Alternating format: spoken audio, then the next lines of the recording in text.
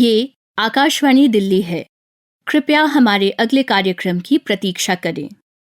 ये आकाशवाणी है। आज़ादी का अमृत महोत्सव के अंतर्गत रूपकों के अखिल भारतीय कार्यक्रम में प्रस्तुत है आज़ाद हिंद फौज के स्वाधीनता संग्राम में योगदान और कुछ प्रमुख पक्षों पर केंद्रित रूपक कदम कदम बढ़ाए जा। आलेख डॉक्टर रेणु श्रीवास्तव जौहरी। प्रस्तुतकर्ता डॉक्टर संजय सिंह वर्मा।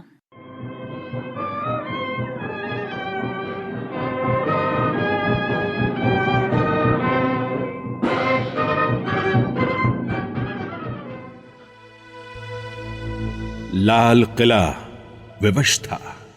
1857 के गदर के बाद 1945 में आज फिर उसी मंजर को देखने के लिए आज फिर एक तरफ खड़े हैं, आंखों में आजादी का सपना लिए वही पागल दीवाने। ठीक वैसे ही जैसे कभी कटघरे में खड़ा था बूढ़ा लाचार हिंदुस्तान का बादशाह। आज फिर दूसरी तरफ है वही सत्ता के मद में चूर बरतानिया सरकार। और आज फिर एक बार आरोप भी वही, हुकूमत से बगावत। ये क्या इत्तेफाक है कि आज फिर सजा भी वही, देश निकाला, यानी मुल्क से दर बदर किया जाना।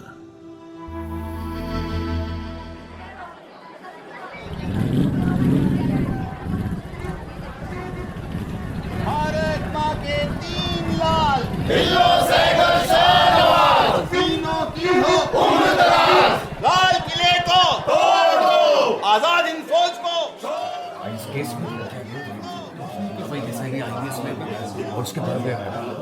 Order, order. Government Councillor, Advocate General, Mr. Engineer, you may proceed with the case.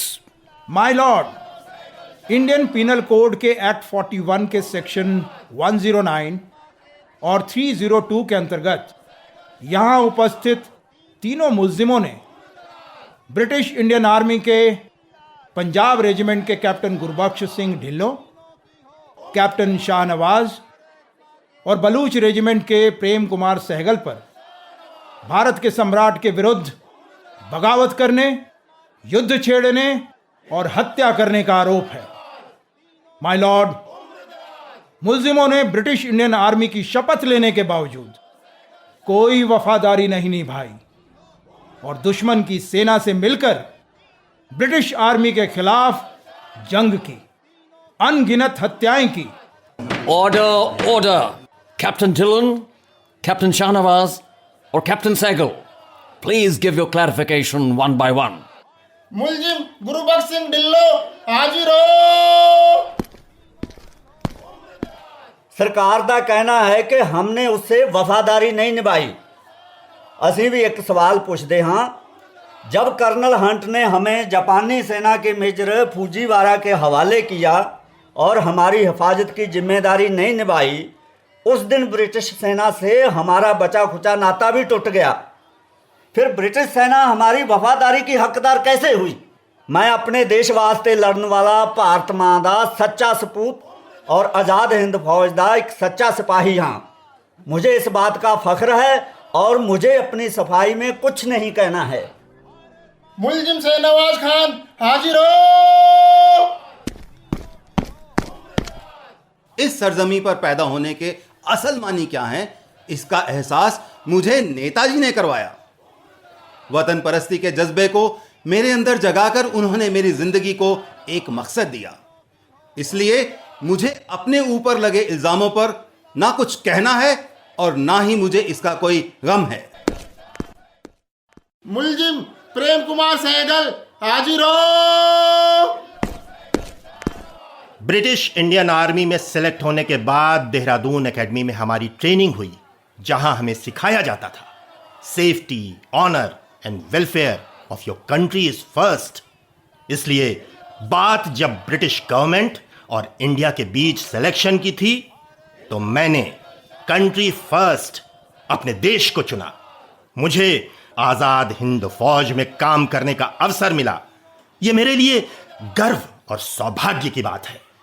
Order order. Defence team के एडवोकेट मिस्टर बोलाबाई देसाई। माय लॉर्ड, अपने देश की आजादी के लिए लड़ना किसी भी अंतर्राष्ट्रीय सिद्धांत और कानून में अपराध नहीं है, और न ही युद्ध के मैदान में हुई हत्याओं के लिए मेरे मुवक्किलों को हत्या का दोषी ठहराया जा सकता है, क्योंकि यह भी अंतर्राष्ट्रीय सिद्धांतों के मुताबिक कानून संगत नहीं है। Order order. सभी विटनेसेस को एग्जामिन करने और एविडेंसेस को देखने के बाद कोर्ट इन तीनों को गिल्टी मानते हुए एग्जिट द कंट्री यानी देश से निकाले जाने का हुक्म देती है, और सरकार को यह हक देती है कि इन्हें नौकरी से बर्खास्त करके इनसे अब तक की दी गई सैलरी को वसूल करे।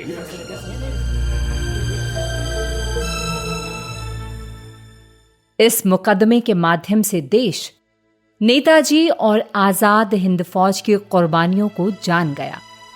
हवा का रुख पलटता देख तत्कालीन वाइसरॉय लॉर्ड वेवल ने विशेषाधिकार का प्रयोग करते हुए आजाद हिंद फौज के इन सिपाहियों की सजा माफ कर दी। लाल किले के इस ट्रायल का जनता पर असर और उसके बाद के हालात के बारे में बता रहे हैं इतिहासकार प्रोफेसर कपिल कुमार। लाल किले में लाकर के इन्होंने मुकदमे चलाए और लाल किले की जेलों के अंदर सलीमगढ़ में और इनमें जो है आजाद हिंद वालों को रखा। वो एक अलग बात है कि उन पे बूमरैंग कर गया, उससे जो देश में एक आंदोलन खड़ा हुआ वो एक दूसरे तरीके का। एक आपको बहुत महत्वपूर्ण बात मैं और बताना चाहता हूं आजाद हिंद फौज को लेकर के। देखिए, ऑखिनले जो कमांडर इन चीफ था अंग्रेजों का हिंदुस्तान में, नवंबर 45 में वो लिखता है वाइसरॉय को, 1857 जैसी स्थिति पैदा हो गई है और अगर हमें हिंदुस्तान में रहना है तो हमें हिंदुस्तान को दोबारा जीतना होगा। इसका जो सेना का प्रभाव था, जब देश की जनता को यह पता लगा कि ये कोई जापानी फाइटिंग फोर्स नहीं था, ये भारत के लिए लड़ा था ये फोर्स, जिस तरीके का आंदोलन देश में खड़ा हुआ है पेशावर से लेकर और नीचे तक, वैसा आंदोलन हिंदुस्तान में देखने को नहीं मिलता। और जगह जगह पे अलग अलग संगठन बनने शुरू हो गए। कहीं आजाद हिंद संघ बन गया, कहीं सेवा संघ बन गया। बनारस हिंदू यूनिवर्सिटी में तो छात्राओं ने रानी झांसी रेजिमेंट तक खड़ी कर दी। ऐसे ऐसे डॉक्यूमेंट मिल रहे हैं कि भारतीय वायुसेना में उस समय की, भारतीय नौसेना के अंदर, भारतीय सेना के अंदर जो लोग हैं वो चंदा भेज रहे हैं आईएनए रिलीफ कमेटी के लिए।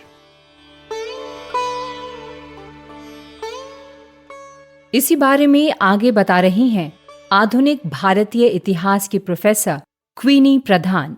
जो इंडियन ऑफिसर्स थे ब्रिटिश आर्मी के, वो ब्रिटिश आर्मी को सहयोग नहीं दे रहे थे, पर इससे पहले इंडियन सोल्जर्स की वजह से ही ब्रिटिश आर्मी 200 साल हम पे राज कर पाई। पर जब एक बार इंडियन ऑफिसर्स ने सहयोग देना बंद कर दिया तो ब्रिटिश को भी इस बात का अंदाजा हो गया था कि वो ज्यादा दिन अब इस देश पे राज नहीं कर पाएंगे। और उसी के तुरंत बाद होती है रॉयल इंडियन नेवी म्यूटिनी, और वो भी नेवल ऑफिसर्स की म्यूटिनी होती है। तो अंग्रेजों को अंदाजा हो रहा था कि अब उनके पास ज्यादा समय इस देश को गुलामी में रखने का नहीं है।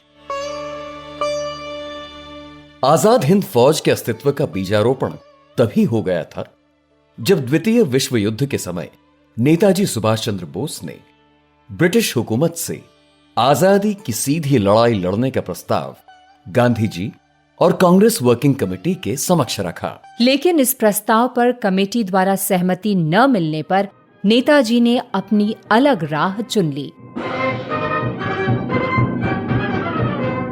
कदम कदम बढ़ाए जा, खुशी के गीत गाए जा, ये जिंदगी है कौम की तो कौम पे लुटाए जा, कदम कदम बढ़ा। ब्रिटिश हुकूमत के लिए कांटा बन चुके नेताजी 17 जनवरी 1941 को अपने ही घर की नजरबंद कैद से अंग्रेजों को चकमा देकर काबुल होते हुए रूस और फिर जर्मनी पहुंचे, जहां वो हिटलर से मिले।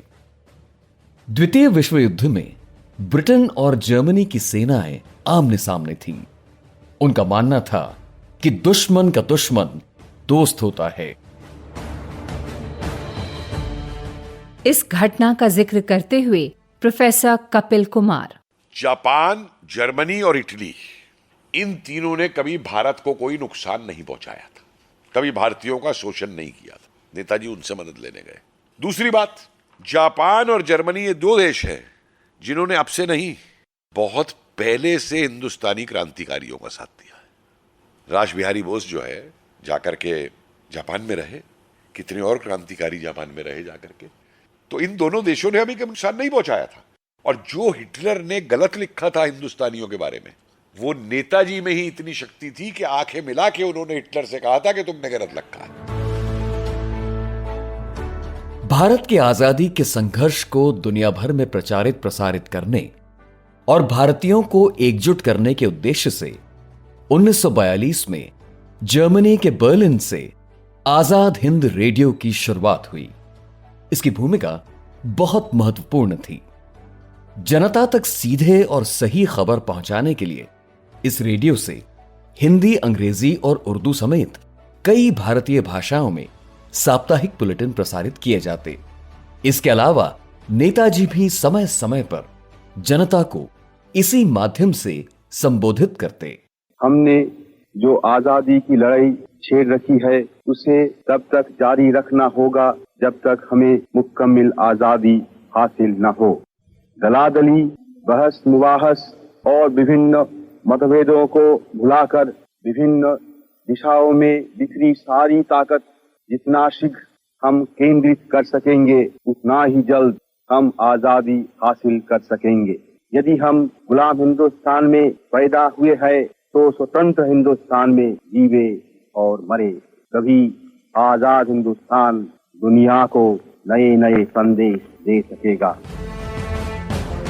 4 जुलाई 1943 को दक्षिण पूर्व एशिया के बुलावे पर नेताजी जर्मनी से जापान और फिर सिंगापुर पहुंचे। आजादी की जंजीरों को तोड़ने के लिए आतुर जनता ने उन्हें सर आंखों पर बिठा लिया। उसी दिन सिंगापुर के कैथे भवन में इंडियन इंडिपेंडेंस लीग के संस्थापक रास बिहारी बोस ने आजाद हिंद फौज की कमान नेताजी के हाथों में सौंप दी। श्री रास बिहारी जी बोस पूर्वी एशिया की जंग आजादी की नुमाइंदों, बहनों और भाइयों, सबसे पहले मैं आप लोगों के दिली इस्तकबाल के लिए और साथ ही साथ आपने जो मुझको पूर्वी एशिया की जंग आजादी के नेता बनाया, इसके लिए भी तहे दिल से आप लोगों का शुक्रिया अदा करता हूं। अब ये वक्त निहायत नाजुक है। मैं इस जिम्मेदारी को कबूल करता हूं। यहीं पर नेताजी ने दिल्ली चलो के नारे के साथ आजादी के अभियान को धार दी और आजाद हिंद फौज में नया जोश भरने के लिए जय हिंद का जय घोष किया।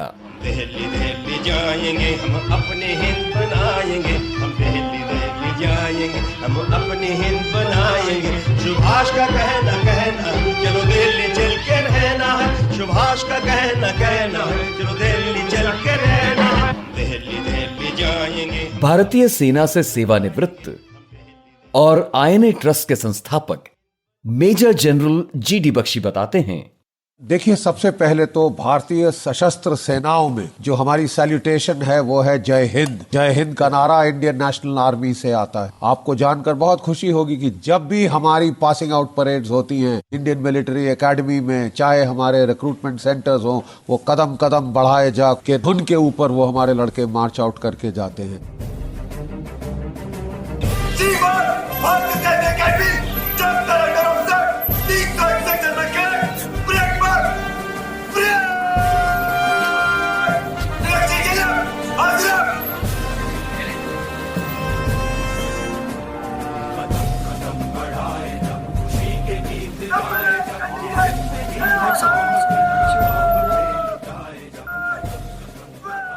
फिर आया 21 अक्टूबर 1943 का वो ऐतिहासिक दिन जब नेताजी ने आजाद हिंद फौज के सर्वोच्च कमांडर के रूप में अखंड भारत की आजाद हिंद सरकार की घोषणा की। विदेशी धरती पर बनी भारत की पहली आजाद सरकार को जापान, जर्मनी, चीन, रूस और इटली समेत 11 देशों ने मान्यता दी और कई देशों में इसके दूतावास खोले गए। साथियों, यह आजाद हिंद सरकार ये सिर्फ नाम नहीं था, बल्कि नेताजी के नेतृत्व में इस सरकार द्वारा हर क्षेत्र से जुड़ी योजनाएं बनाई गई थी। इस सरकार का अपना बैंक था, अपनी मुद्रा थी, अपना डाक टिकट था, अपना गुप्तचर तंत्र था। देश के बाहर रहकर सीमित संसाधनों के साथ शक्तिशाली साम्राज्य के खिलाफ इतना व्यापक तंत्र विकसित करना सशस्त्र क्रांति अभूतपूर्व, मैं समझता हूं असाधारण कार्य था। इस सरकार की आय का स्रोत थी जनता, जिसमें अपना सब कुछ न्यौछावर करने की मानो होड़ सी लगी थी। प्रोफेसर कपिल कुमार। ऐसे ऐसे उदाहरण है कि दिहाड़ी कमाने वाले शाम को जाकर के आजाद हिंद फौज में अपने पैसे जमा करा देते जो कमाया है।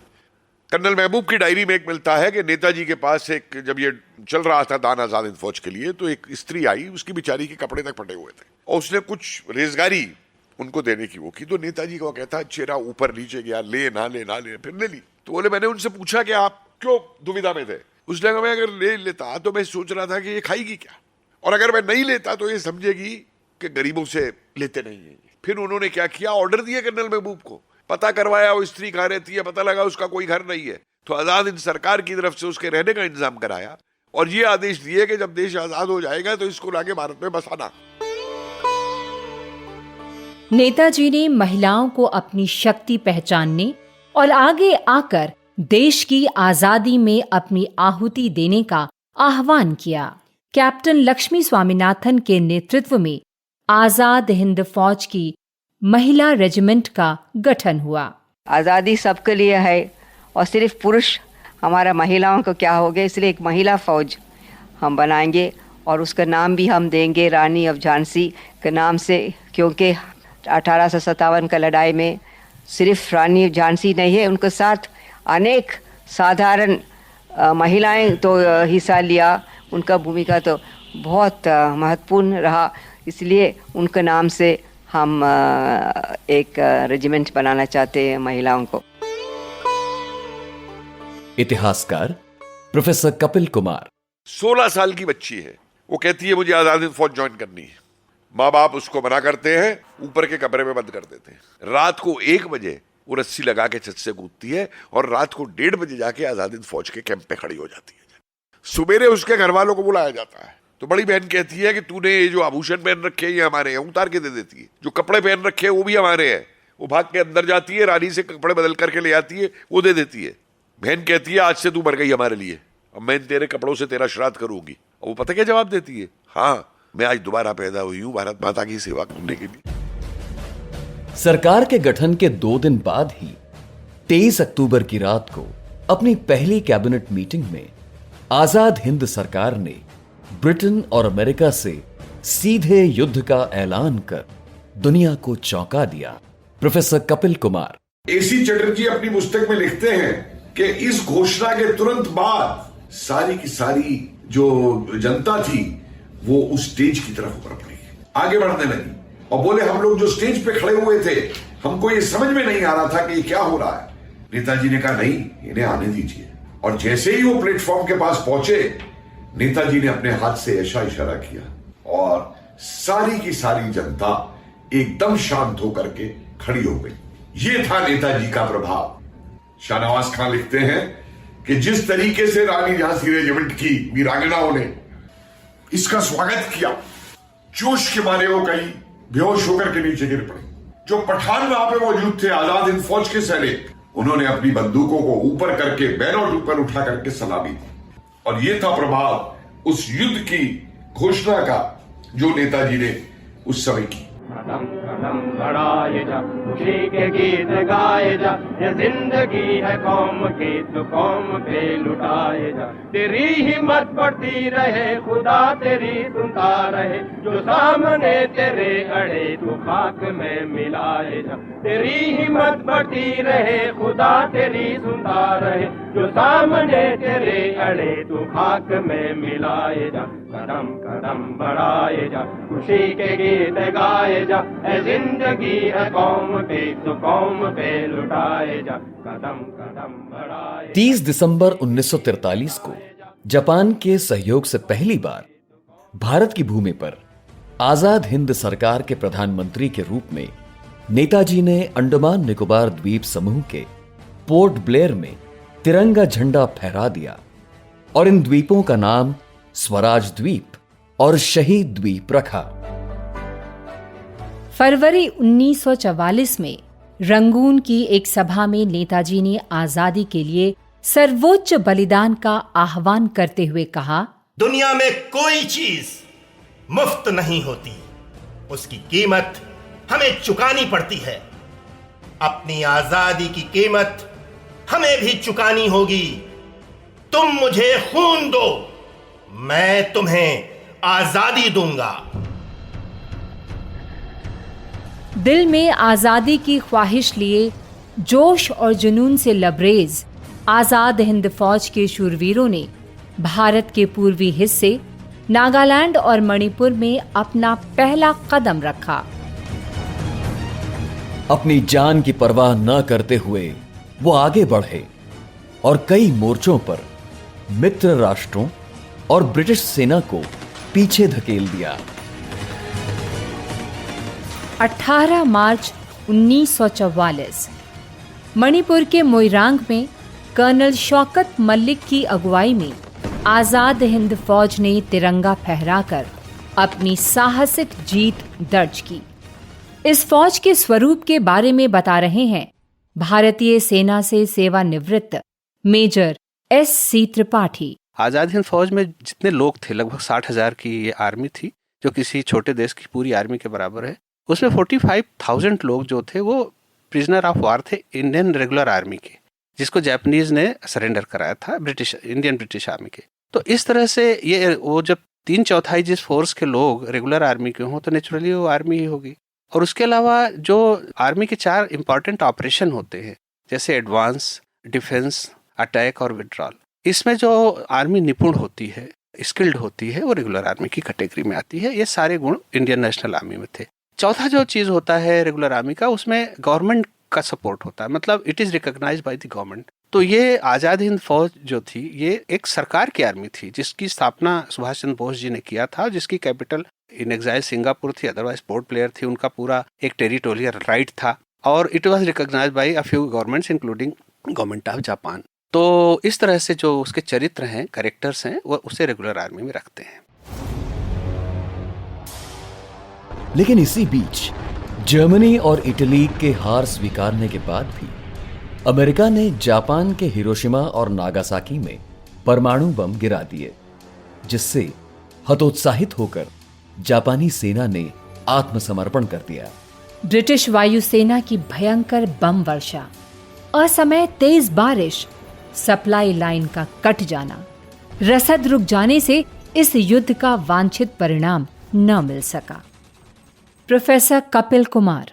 इम्फाल की लड़ाई को दुनिया की सेकेंड वर्ल्ड वॉर की सबसे भयंकर 4 लड़ाइयों में से एक लड़ाई माना जाता है। खुद अंग्रेज कह रहे हैं, हम नहीं कह रहे।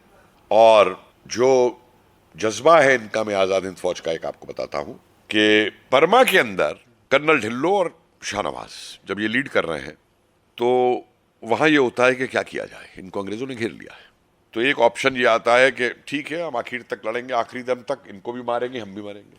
सुसाइड स्क्वाड बनाई जाती है। तो लोगों से कहा जाता है वॉलंटियर करो अपने को, तो लोग वॉलंटियर करते हैं, कई लोग। तो 50 उसमें से सेलेक्ट कर लिए जाते हैं कि ये 50 पहले जाएंगे और लड़ेंगे और अपनी जान दे देंगे और वो करेंगे। तो जिनको सेलेक्ट नहीं किया गया उन लोगों ने गुस्से में आकर के कि हमको ये मौका नहीं दे रहे जाकर के मरने का और अंग्रेजों से लड़ने का, उन्होंने अपने को गोली मारनी शुरू कर दी। तो शाहनवाज भाषण देते हैं कि तुम अपने को गोली मारोगे तो वही गोली मार लो। और फिर कर्नल ढिल्लो भाषण देते हैं, वो कहते हैं भाई हम पे 3 रास्ते हैं। एक रास्ता है हम सब लड़ते हुए मर जाए, लेकिन उसमें ये हो सकता है कि हमारी गाथा जो है यहीं की यहीं रह जाए। दूसरा ये है, अगर हम आत्मसमर्पण इनको कर देते हैं यहाँ, तो ये हमें गिरफ्तार करेंगे। तो गिरफ्तार करके दो काम कर सकते हैं, या तो हमें यही गोली मार देंगे तो कोई फर्क नहीं पड़ता, हम मरने को पहले भी तैयार हैं। लेकिन अगर इन्होंने हम पे मुकदमे चलाए तो हम पूरे देश को ये संदेश दे सकते हैं कि आजाद हिंद फौज क्या थी और किसके लिए खड़ी हुई थी। तेरे नित्य गुण गाए, तुझसे जीवन पाए, सब तन पाए आशा, सूरज बन कर जग पर चमके, भारत नाम सुहागा। जय हो, जय हो। ये आजाद हिंद फौज का कौमी तराना था, जिसे आजाद हिंद रेडियो के मुमताज हुसैन और आजाद हिंद फौज के आबिद हसन सफरानी ने गुरुदेव रविंद्रनाथ ठाकुर के मूल बांग्ला में लिखे जन गण मन को हिंदुस्तानी में रूपांतरित किया था। भारत की आजादी में उनकी भूमिका कितनी महत्वपूर्ण थी, बता रहे हैं major general G.D. Bakshi. British prime minister Lord Clement Attlee जब वो कलकत्ता आए 1956 में और हमारे स्टेट गवर्नर चक्रवर्ती साहब के साथ ठहरे, तो उन्होंने उनसे पूछा, साहब आप गए क्यों? उन्होंने बोला 3 शब्द, सुभाष चंद्र बोस। फिर उसने कहा कि साहब INA के मारे सशस्त्र सेनाओं में विद्रोह हो गया था। क्या आप जानते हैं हमारी नेवी में म्यूटनी हुई? 20,000 हमारे सेलर उसमें इन्वॉल्व थे, 72 शिप्स। वहां पे हमारे भारतीय जवानों ने अंग्रेजों के हुक्म मानने से इनकार कर दिया। हमारी सेना में म्यूटनी हुई थी, आक्रोश था। 22 अगस्त 1945 जापान के सूचना विभाग से ये हृदय विदारक समाचार आया कि 18 अगस्त 1945 को नेताजी का हवाई जहाज मंचूरिया जाते समय दुर्घटनाग्रस्त हो गया। इसमें नेताजी की मृत्यु हो गई। देशवासियों को इस बात पर विश्वास नहीं हुआ और न आज है। नेताजी करोड़ों दिलों में आज भी जिंदा हैं और रहेंगे। सीमित संसाधनों से उस शक्तिशाली साम्राज्य के विरुद्ध सशक्त क्रांति करना, जिसका सूरज कभी अस्त नहीं होता था, ऐसा करके नेताजी और उनकी आजाद हिंद फौज इतिहास में सदा के लिए अमर हो गए। नेताजी जैसे महान व्यक्तित्वों के जीवन से हम सबको और खासकर युवाओं को बहुत कुछ सीखने को मिलता है। लेकिन एक और बात जो मुझे बहुत प्रभावित करती है, वो है अपने लक्ष्य के लिए अनवरत प्रयास। विश्व युद्ध के समय पर जब साथी देश पराजय का सामना कर चुके थे, सरेंडर कर रहे थे, तब नेताजी ने अपने सहयोगियों को जो बात कही थी, उसका भाव यही था कि दूसरे देशों ने सरेंडर किया होगा, हमने नहीं।